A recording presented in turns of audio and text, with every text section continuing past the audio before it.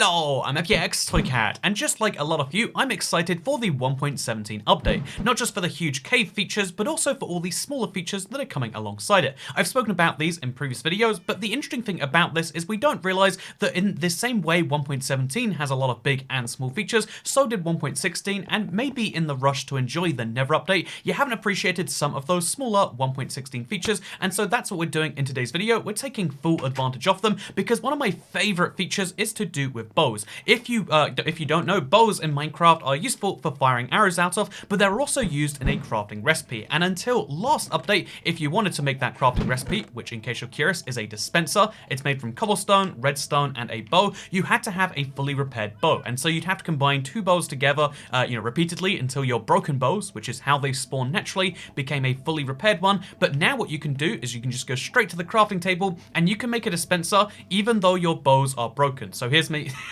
making a furnace. Here is me making a dispenser. You know, I wanted a furnace too, you know, don't judge me. So here is me making a dispenser with my damaged bow. Here's me making a second dispenser with my other damaged bow. This is actually a huge change because it means that the hordes of bows that I have, and I really mean I have a dumb number of bows lying around, but because of, skeleton farms, if you have any amount of bone farming, you're gonna end up with a dumb number of bows. And so now we can finally fix those issues and allow me to explain how. And we can use this to solve two problems at once. I can get myself some dispensers easily, but I can also get rid of all these half-used bows. I mean, if I was going to enchant a bow, I'd enchant a fully used one. I don't want to have all these half or even 99% used up bows. So what I do is I take as many of these out as I can see, just the really rough, not so useful bows, and then what I do is I take them straight to a crafting table, and you know what I get? I get myself a dumb number of dispensers. Wow, how wonderful. All I need to get myself is cobblestone, which everyone has plentifully, and some redstone, which of course I have too much of because I don't really do a huge amount of redstone, but I do a huge amount of mining, even pre-cave updates. So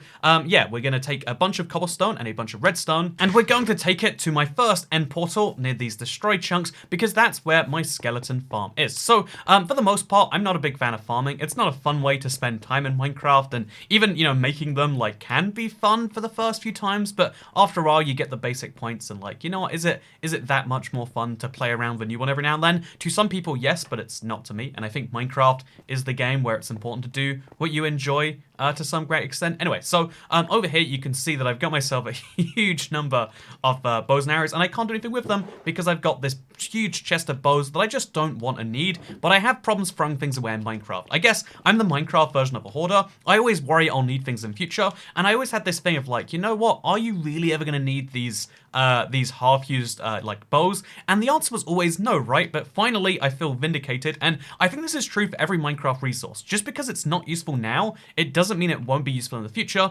but I'm finally vindicated because all of these bows can turn into dispensers. Then I can go down here and grab all of these extra bows, and oh my god, there are so many bows, and then we can go straight back up to the crafting table. We can turn those into dispensers. Then we can pick up the more bows, and all of a sudden these items that are creating a huge amount of hassle for me can actually become a useful resource. I love Minecraft because I guess they're really trying to take after Factorio style games or whatever in this way, in a way that I definitely don't mind. But they're trying to make the game about resource management in some way. There's definitely a lot of developers who love that style of game, who love that aspect to Minecraft and are always trying to push it forwards. And the fun benefit of that, I'd say it's not without downsides to try and make a game about resource management. I think Minecraft needs to have lots of aspects, but that one aspect is particularly fun because it means that if you store a resource around for long enough, it will have a use. If you try to tell someone in 2010 that a used bow was going to have purpose outside of making another bow, you tell them they're ridiculous. If you told someone you had hundreds of bows lying around which were all damaged in some way and didn't actually seem like they're of use, then they would say you are crazy. You've got to stop that ASAP. But now you do it in 2021, I guess. You do it in current year, and all of a sudden you've got yourself 43 dispensers without using any resources that you really wanted or cared about that much. And that's wonderful if you ask me. And if I want to farm any more bows, all I've got to do is get the skeleton farm going. And so that's nice in my opinion. And now I've got myself a fresh supply of dispensers, which I can use to do all sorts of useful, wonderful things in my world. I mean, I can finish the big cocoa bean farm that I'm sure you all seen recently is not in repair, because I just didn't want to go through the effort of getting so many dispensers. I mean, fully crafted bows means you need sticks, you need string. Who wants to go through that much effort to craft a thing, just to craft a thing? Because, you know, the dispenser is one of those interesting two-step crafting processes. You need to, again, craft a bow so you can craft a dispenser. Not anymore. Again, Minecraft made a technological change that made the game better, and that will allow me to work on important things like my farm, and, you know, maybe if there's anything spare, we can do some fun stuff on the side. Because, you know, something I've been thinking about this week, something that is, I guess we should go to sleep, shouldn't we? But in case you're curious, this over here is what I'm talking about. Behind my big end stone cube, my end in the overworld, if you want to call it that. Behind this, I have this, a cocoa bean farm. Most people don't actually see it because it's behind those things. And I just kind of gave up on placing the dispensers after a while because I was like, oh my god, there's just so much to it. And so the cocoa bean farmers never worked fully. Also, for some reason, the water formed sources and like it just became such a nightmare that I stopped caring because I had enough cocoa beans anyway. But you know, as we all know, the point of Minecraft farms is not to give up once you have enough. The point is to keep on going when you have more than enough and say, screw it, I don't care, I'm gonna keep going anyway. And cocoa beans, to this day, if I'm not mistaken, you still can't effectively farm in any automatic way. So we have to have this, our giant manual farm, which actually I have some slabs I should use to finish this too. So let's go in, let's get some sleep, and let's come back in the morning. Okay, so let's do this. It's been a while, and the mechanics, I'm not 100% certain of what they are and how this all works, but I think we place a bunch of slabs above the dispensers, then we can place the dispenser facing downwards, which is where the water needs to go. The water comes out of those dispensers, and then it should get rid of all these cocoa beans, which leads it into these trenches. Those trenches lead somehow eventually to this crafting, to this chest over here, where, as you can see, lots of cocoa beans for me.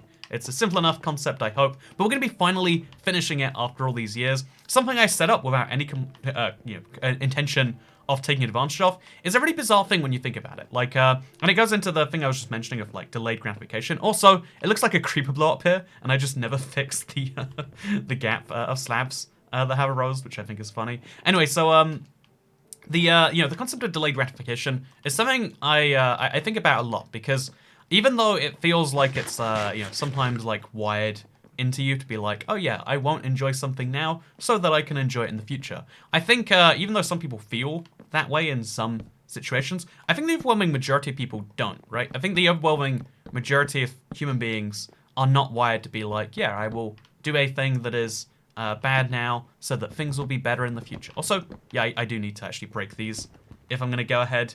Oh yeah, look at that efficiency axe. You know, the real reason you get an efficiency 4 netherite axe is for breaking the cocoa beans the day we found out. But yeah, now we can finally place the dispensers facing downwards because there's something to place them downwards off of. Anyway, so the concept of like, delaying some reward that could be had like today so that you can have it tomorrow is something you don't really see very much in animals. Like like squirrels aren't hiding their nuts for the winter because they think it'll be nicer to. They do it because, like, well, if I don't save my nuts till the winter, I will die. I've also heard, like, from several sources that apparently they don't even know it's the same nuts. Like, they have an evolutionary instinct to hide their nuts, and then what happens is they find unrelated nuts in the summer because there's enough other squirrels doing it, which to me seems like, like a terrible exploitable system if you were a bad squirrel, but it apparently works out. It's all the same. But the idea is that the squirrels aren't thinking in their head like, yes, I would really love some squirrels next winter.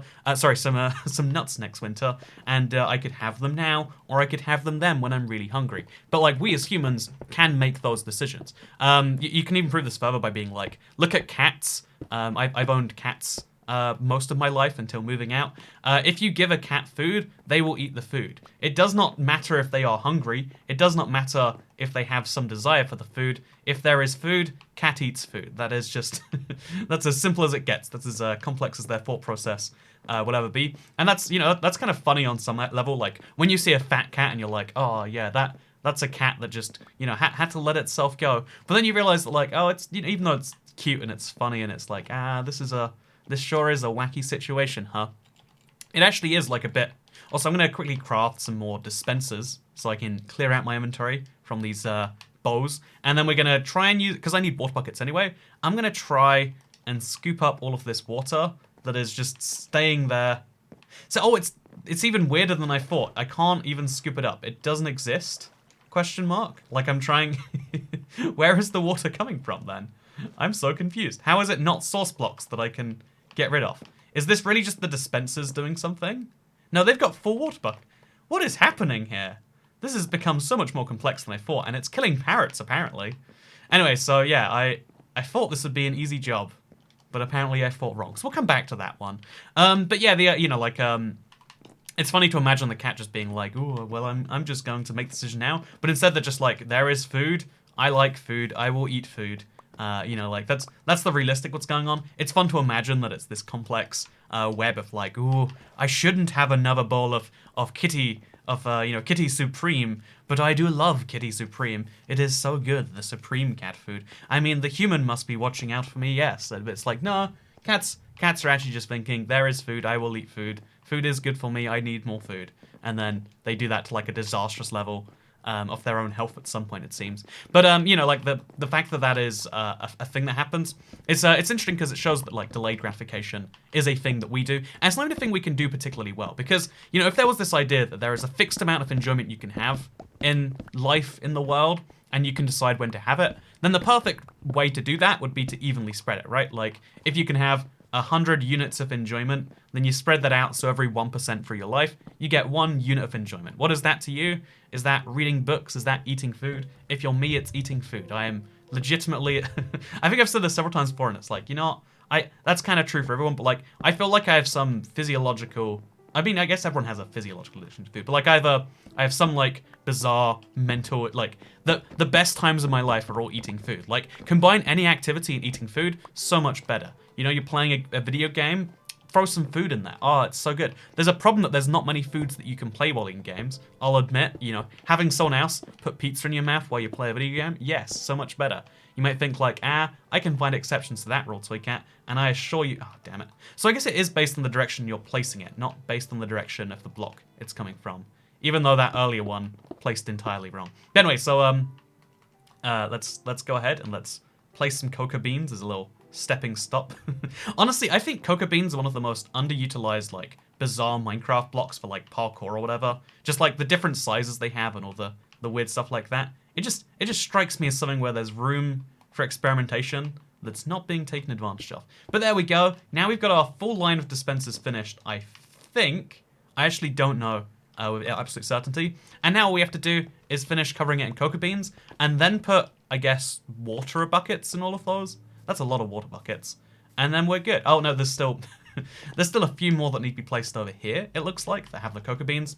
But still, we're going to have a fully complete thing after this, I hope. And what has happened here? Do we just have to place solid blocks there to get rid of it? What is... Okay, I've got some cobblestone. Let's see if there's just a weird glitch, like, because this is from the console days. Maybe it ported to Bedrock funny. So if I place a block there, and there, and there, and there, and there, does it vanish? It does in fact vanish. I don't understand what I'm witnessing right now. I'm going to be real with you. But I guess I'm glad that we fixed it. And now we can place all the cocoa beans back down. And you know what that means? We have a few spare dispensers to work on fun projects. See, I'm doing the sensible, responsible thing first right now. I'm fixing something that's been broken for a long time, and I'm even going to fix this afterwards. I don't want to, but I shall. And then by doing something that you should do first, you can do the thing you want to do afterwards, right? It's a concept that's like really simple in it. Like it leads to some really positive results, I find, because future you is like, I've done no work. Like if you, the more you see yourself as like distinct people, future you, current you, and like, because I find maybe this is it's something about being like a super, maybe it's like a level of conscientiousness that I don't even realize I have. But like, I find it much easier to be polite to other people than I do to myself. Like, mildly inconveniencing strangers is like one of the worst feelings in the world to me. For no good reason. I hate strangers. I hate the majority of human beings. But I also don't want to inconvenience them, Like, that's the worst. Like, I would like for my presence to be a net neutral or, ideally a net positive. But to know that, like, so recently I was in London and I got a fine for riding my scooter in the bike lane, which for the record is where you're meant to, whatever. Like, basically, they were like, oh, we could fine you for not having insurance on a motor vehicle, because right now they're in this weird like half legal state. But we're gonna be real nice and just give you a £50 fine, even though you're following all regulations and you've got a thing here, because you know what? This is the important thing that we need to spend time cracking down on. Those stolen stolen goods from people, those muggings, those violent crimes. You know what? Nah. Those are hard. You know what's easy? Stopping law-abiding citizens and trying to write them a ticket. And anyway, like ignoring my views on something that I honestly am a net not beneficiary of, so I'm not going to be the most positive thinking about it. Ignoring those views, it's like so that happened, and I had to therefore take public transport for the rest of the day. Which, ignoring the COVID ramifications of someone telling me, "Hey, stop riding in that safe way and get on a packed tube train with as many people as you can." God damn it! Ignoring the ramifications that has on actual public safety.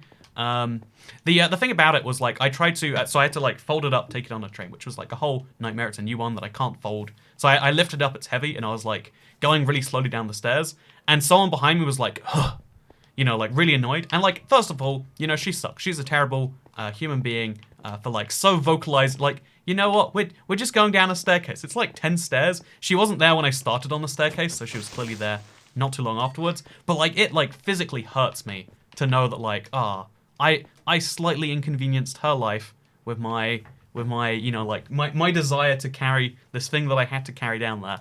And I think as a result of that, like I don't know if that's true for everyone. I feel like based on my public interactions that it can't be true for everyone. But I think like learning to treat yourself in the future like another person is one of those like really small tips that sounds really dumb.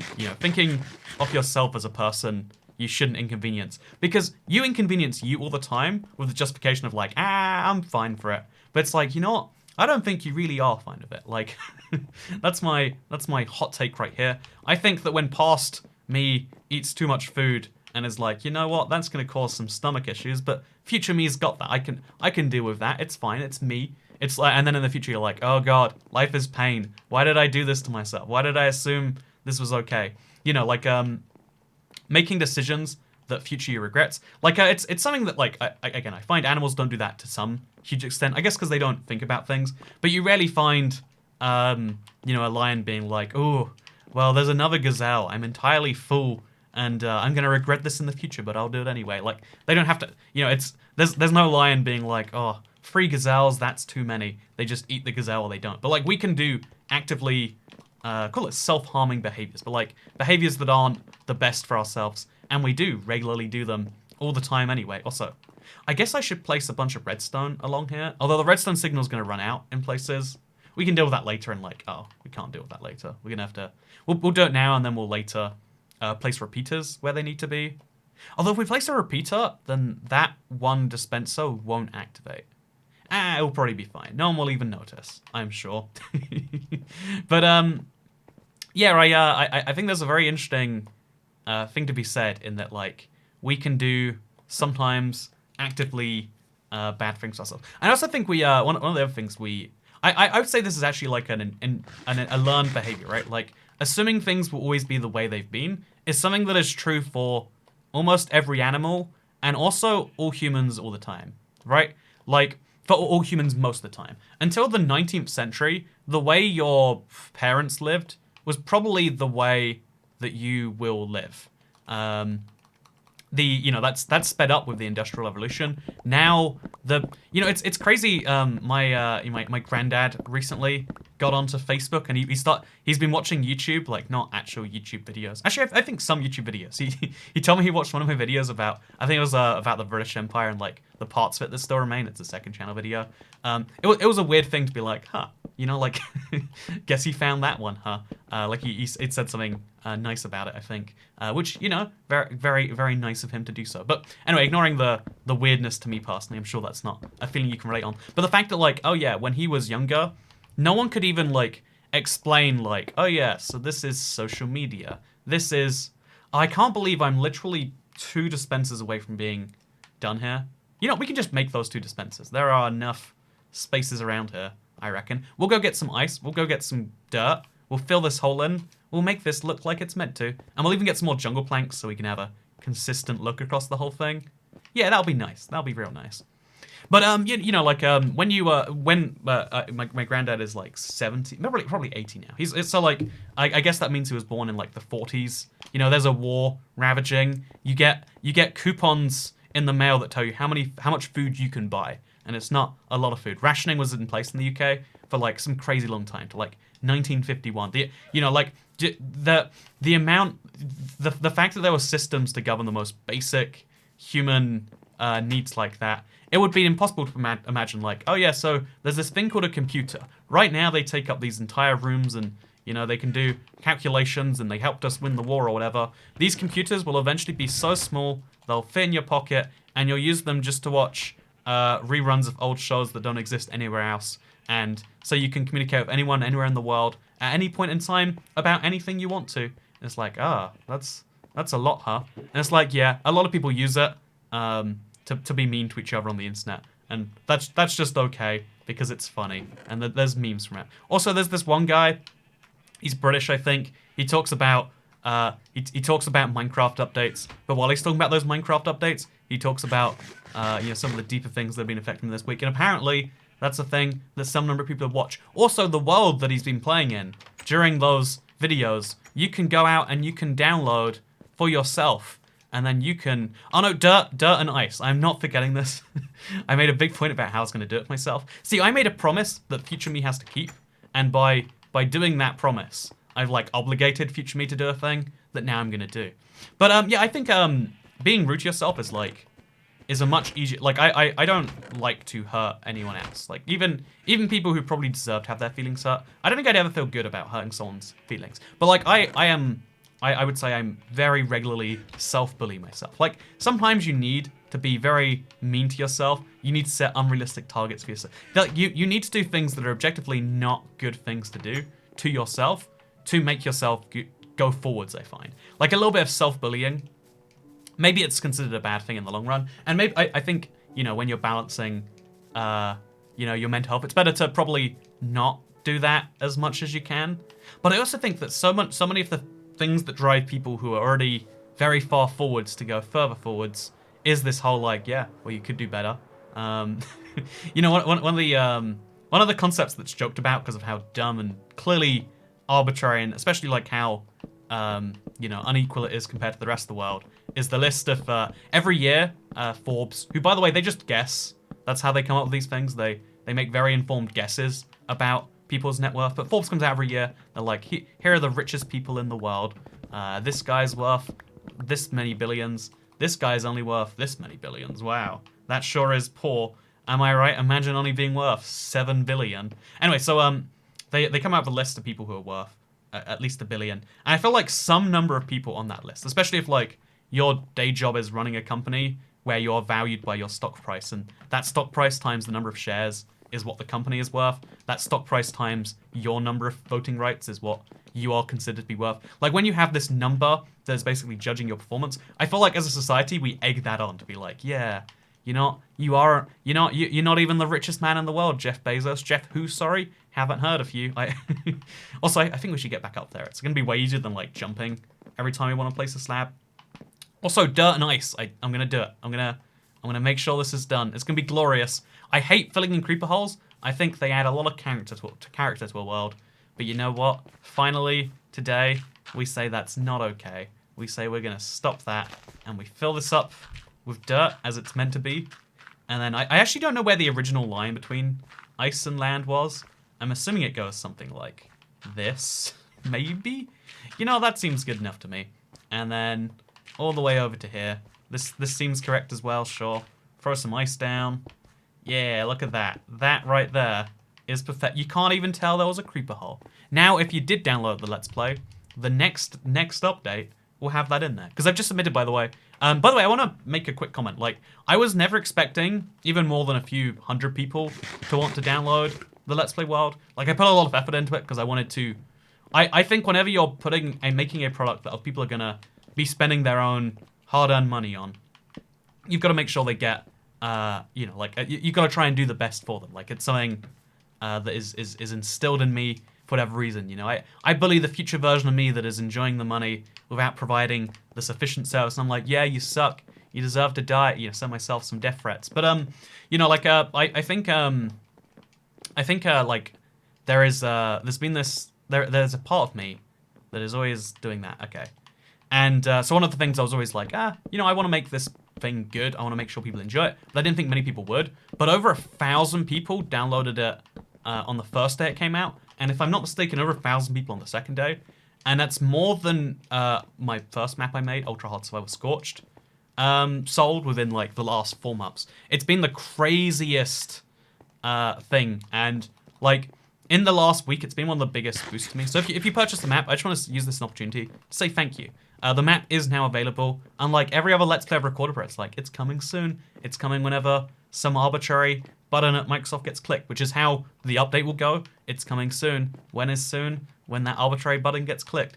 But yeah, look at this, by the way. We did a thing. Isn't that nice? Now what we're going to do is we're going to take our dispensers elsewhere. By the way, it is just so nice to finally take all these bows, the dumb numbers off them that are just lying around, and to turn them into a real item. Like, it's cool to get rid of like a garbage item. Like, you know when gold swords used to just be a thing that you got? Now they smelt into that gold nugget, which is tiny, but it feels like it's something at least. It's nice to take these bows, which are just lying around all over the world. I bet there's one in here somewhere. There's not, actually. How nice. But like, I have these bows just lying around from everywhere. It's nice to turn them into real stuff. I think that is one of the cool advantages of Minecraft we don't realize. It's getting better all the time. In the same way I was saying, like, technologically, we are moving at a pace that no animal, let alone no human, has experienced until the last 200 years. And yeah, humans, we're in, depending on how you count us, we're a lot older than 200 years old. But yeah, humans have been around a very long time. We've only just started moving at this crazy breakneck pace. And Minecraft kind of proves that more than anything else. When I started this world in 2012, you know, I always, you know, like had fun ambitions of like doing something with the small sized world. Then the world got bigger, then the world got infinite, and then the infinite world became this like this fun like shrine to my Minecraft playing once a week. And you know, that seeing the changes that have happened to the world, but also to Minecraft as a whole, I couldn't have ever imagined when I built this minecart pathway it would become obsolete because, you know, boats and flying. You know, look at me, I'm flying alongside the highway. If you said to someone in 2010 that like, or 2012 or 2013 even, like, oh yeah, flying will be added to Minecraft, and you know, like, or even if you just said gliding would be added to Minecraft, you'd be like, I don't know about that. But then you combine it with fireworks, and you get this actual flying, and it's like, that seems a little bit much, doesn't it? And it's like, no, it doesn't. Also, so I've got this, now that I've done a real thing with dispensers, I've done the work part of it, I can do the party side of things, because I've had this jungle temple in my world, and especially now the world is out there for people to download, a lot of people have. It's one of those just corners that feels unrefined. And you know, a lot of things in my Minecraft world feel unrefined because they are unrefined, but this just feels like it's like a concept that I got 90% of the way somewhere. I'm not saying it's 90% of the way to a great place, I just got the concept somewhere and then kind of came up with it. And as you can see, I've got these big tall jungle trees. I think I probably need like one other tall jungle tree, and I also need to, one of my biggest, I'd say regret, but I don't think that's the right word, is I just have a lot of floating trees around here that kind of ugly up the area. Again, I'm not a fan of fixing small minor things, mostly because when I first started playing Minecraft, I had a friend who was like a super perfectionist, and they're like, you know what, anytime you leave a floating tree, I spend hours every night fixing them. And I'm like, that's dumb. I'm going to make more floating trees. Which, you know, for the record, like, isn't that funny? Like, what won't minorly inconvenience a stranger, but a friend tells me that, like, I fix every creeper hole and every floating tree I see. And I'm like, well, I need to test if that's true. So, you know, like, maybe that tells you an interesting insight into how broken we all really are, or maybe just as to how ToycatA's not a very nice human being. But anyway, so I remember that, and as a result, I've always been like, you know what? No, floating trees, they're here to stay. You'll take me down before you take down my floating tree. Also, I think this might have been a real, yeah, this is just a normal big old tree. Oopsie. It might be a tree that I've added something to. It's very bizarre in the way that it's built. But whatever, we're chopping it down now. In fact, we'll chop it down using some shears. Do I have my shears with me? I do. We'll use some shears, these lovely efficiency shears. Oh, look at that speed. Look at the... Oh yeah, isn't that wonderful? I mean, sure, I basically killed my shears, but I think it was worthwhile.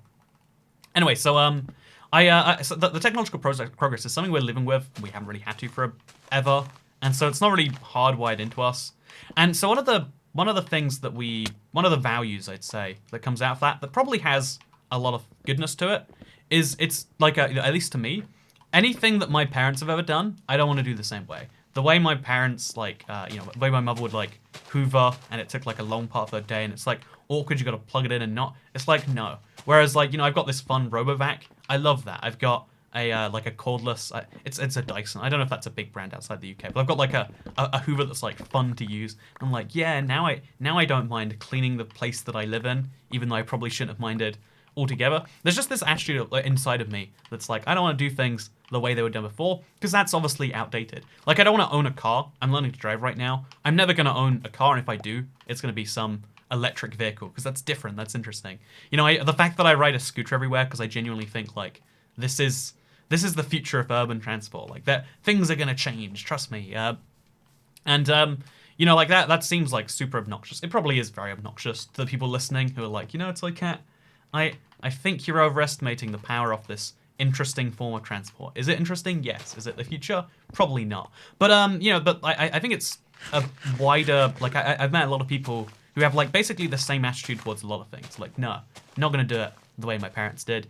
And so that's where you see like an interesting like culture difference in certain places where like a lot of people are more let's just say from different parts of the world maybe, but like you spot like depending on the like if you look at the middle income countries, so like when people picture poor countries and rich countries, they're like, oh, here is a rich part of America and here is, I don't know, some African village. Not all of Africa is a village. There's a lot of very successful cities there, which people always gloss over that because it doesn't add to anyone's argument. It's just a fact, and facts aren't interesting to people, it seems. But anyway, so when you look at middle income countries, so like places that they have the global system, like they have a well-connected country like you do in your wherever you live right now, but like not as high of an income as somewhere in Europe or Asia or East Asia, I should say, or the United States. But you look at those countries, the kind of middle-income countries, and you see something like super interesting. And it's like, yeah, there's like a slight more sense of tradition. Like your life will be better than your parents, but not by like a huge amount. And so like there's a certain expectation of like following them and in what they do. The wackiest concept to me that I genuinely can't get over and think about in terms of like it seems so terribly backwards. And speaking of backwards, this log, something that seems like so backwards and scary to me is this idea that like what your parents do is what you will do, or even worse, like what your parents do, what your parents want you to do is what you'll do. Like my grandmother, she's Asian. She always wanted me to be a doctor. She's like, you know what, you should become a doctor. Then you can look after me when I get old and stuff like that. And also you'll make a lot of money. Literally a stereotype. Not even from the part of Asia where that's a stereotype, but she still conformed to it anyway. My grandma's from Sri Lanka, in case you're curious. No one believes it because of how like ridiculously white I am, but like legitimately, I've told the dumb, weird stories about how God put people in a microwave and some people were cooked too long, some people were not cooked enough. She told me I wasn't cooked for long enough in a microwave because she had some weird, like brown supremacy or something. I don't know how to think about or deal with that. But what I do know how to think about is the idea that like I could always just listen to that and be like, yeah, nice, thank you, Grandma, that's very nice of you to say. I think that's fun. I think that's cool that like that was a value I had. But for a lot of people, that's not the option. It's like you will be told what to do and then you will do it because that is how we build strong family unit. You get me? And also these trees are all terrible, but deliberately. Don't worry, it's a choice, I'm pretty sure. So there's this. Okay, so now we had like trees all the way around here, I guess. So we'll go a couple blocks down. And we'll just make a big old platform that goes all the way out to the right here. It'll be like a flag almost. Yeah, we'll have a flag tree. Is that a good idea? No. Who's going to stop me? You better believe no one will. So we'll just have a few blocks going around like this, I guess. Yeah, that seems good enough for me. And then we'll just have a big old... Yeah, this is a great idea. Nothing can go wrong with what we're doing right now. Yeah, the idea that that's a thing is like terrifying to me. But I also wonder like sometimes, what is the value in that? I mean, one of the values is like it's probably more fun to have children. Like, you know, it's fun to have a child and think, like, they can do whatever they want, you know, like, letting them have a better life than you. But, like, can you get to that point without giving them some form of direction? I'm gonna go get some leaves. Luckily for me, I have shaved an entire forest, so I have plenty of those leaves lying around. We're all good with that one. But anyway, so yeah, I think I sometimes wonder, like, you know, is that like a changing of the societal contract where, like, it used to be having children was like, yeah, they are your possession. You do with them what you want. Whereas now it's more seen as, yeah, that is a communal possession. The amount of money that is spent collectively, the amount of money I spend on your children, or the amount of money you will spend if I choose to have children one day, is absurd, because obviously, like, they are the future of everything, right? But that hasn't always been how it is. They've always been the future of everything, but they haven't always been this huge source of public, you know, like, of collective spending. Because, you know, having a child, it costs what, like $250,000?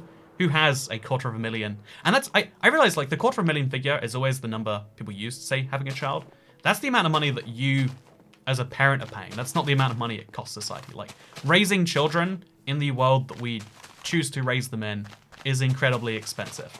And, you know, so you know, actually, let's use the correct words. I mean, if I was to have a hobby, if I was to pick up a very expensive, time-consuming, human-based hobby, then everyone, you know, we will have to, like, collectively pay for them. And I wonder if, like, that shift means that you know, like, you can't just have children out there that are being, like, I wonder if there's, like, a lot of accidental benefits to that, where it's like, oh, yeah, actually, it's pretty good that now people believe that you probably should be better to children also.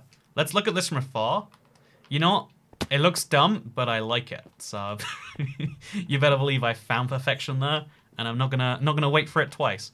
And then over here, we're gonna try adding a few more leaves to this tree. And you know, I like that how it is. Let's add something over here, like near the base. Really, really, like, ridiculously near to the base, to the point where you question why it's there.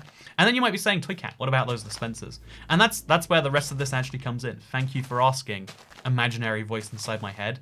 So the idea is, I've got some dispensers around here. Obviously, some dispensers go inside a jungle temple. It's the only place in the game where dispensers spawn, if I'm not mistaken, because Minecraft doesn't do redstone, with the exception of this one structure where Minecraft does naturally generated redstone. Oh, it looks like I literally... Oh, it's reversed. That's fun. Oh, and there's a chest in here. Well, there you go. Spoiler alert. But what we do instead is we make a little place for a dispenser over here. We have a little place for a dispenser right out in front of people. I guess that goes over there. And then we can deal with the tripwires and everything else. Like, so there's meant to be some dispensers in here. Today I learned I never finished this jungle temple. Genuinely didn't know that. But also what we can do is we can throw some other just sneaky dispensers around the rest of this place. Oh man, I really built this thing entirely incorrect, huh? But, like, you know, up here, let's just have a sneaky dispenser or two.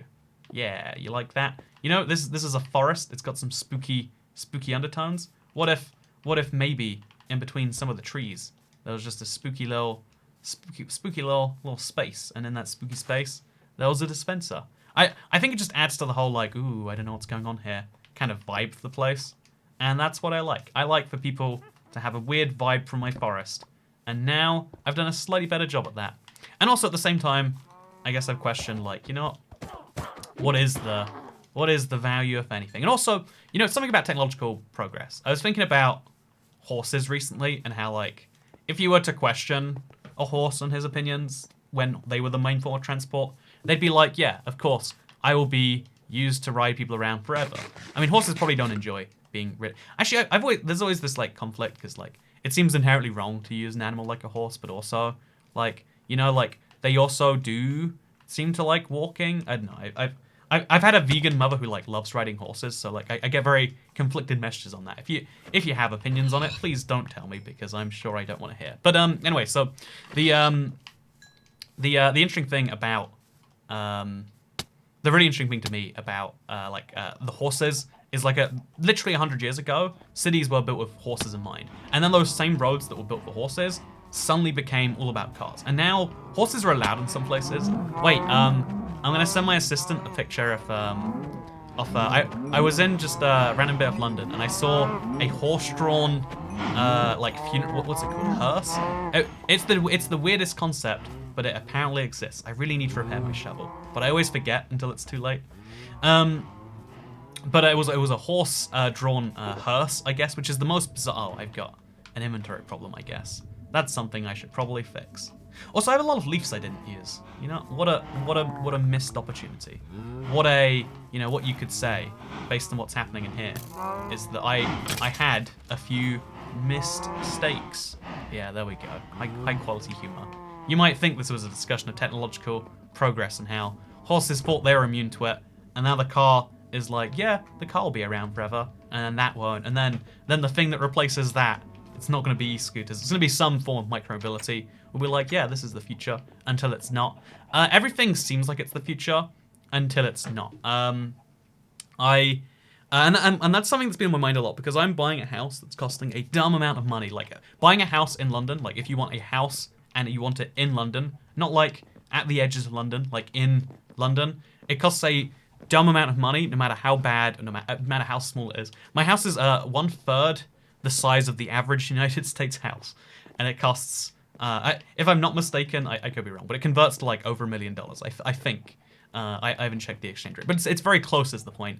And like, obviously I don't have $1 million, so I'm getting myself into $1 million of debt to get like a house that I want. And so you have to think, like, before you make a decision like that, you need to be damn sure that it's going somewhere. And like, I come to this end conclusion of like, you can never be sure enough about the future to bet $1 million on it. And so that leads me to like this big stalemate on the house buying process. A stalemate I still haven't resolved as of recording this video, but it's something I wanted to share because you see, this video is a great example of how my inventory gets cluttered, by the way. Like, just so many small things add up. Like I pick up a few blocks here and there. I'm like, oh, I'll grab a stack of ice to deal with this. I'll grab a stack of that to deal with that. And then just over time, it gets worse and worse and worse. But you know what?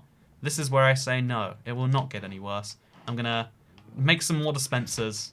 I'm gonna deal with all of these unneeded bows. And I'm gonna have myself a nice supply of these. So the next dumb project I want to do that involves dispensers, I'm going to be ready for. Because you better believe they made it easier to craft dispensers in this update. It might be 5 or 10 or 20 updates, but Minecraft is always changing. The world is always changing around us.